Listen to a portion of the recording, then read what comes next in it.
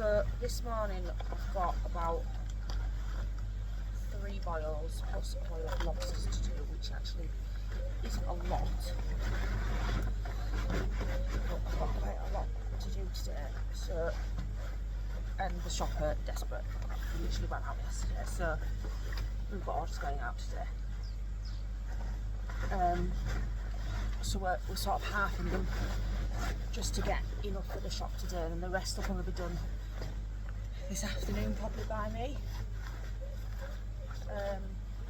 or in the morning. But we need to kind of crack on because everybody's back at sea today, so we're going to have even more tomorrow in the morning. So everybody's been asking for a few more behind the scenes about our boiling process.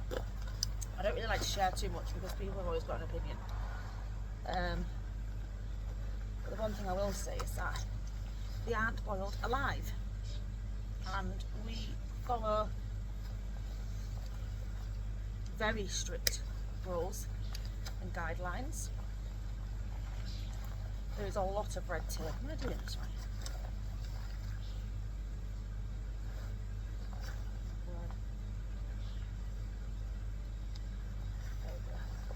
There is a lot of red tape when it comes to processing, I suppose, any sort of food product, but especially shellfish. And we are fully approved to do what we do and the way we do it.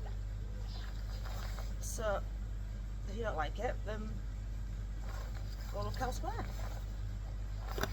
Right, let's get the baskets filled. So this is what was landed late last night.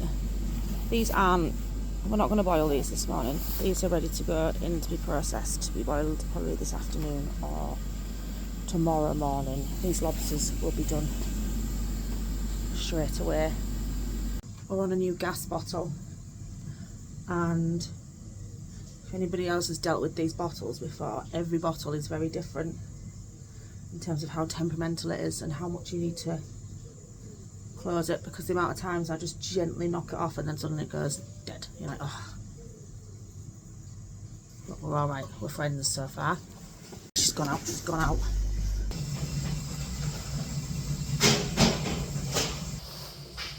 Right, compared to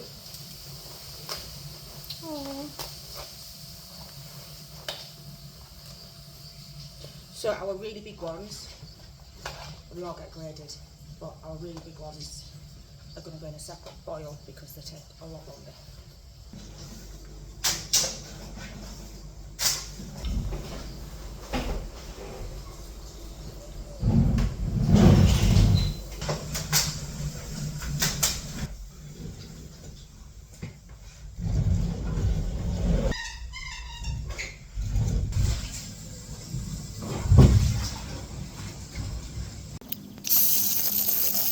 Crabs come out of the boiler, we have to cool them down, and we have a target time of having them cooled within 2 hours. I mean, to be fair, we get it done within an hour and a half.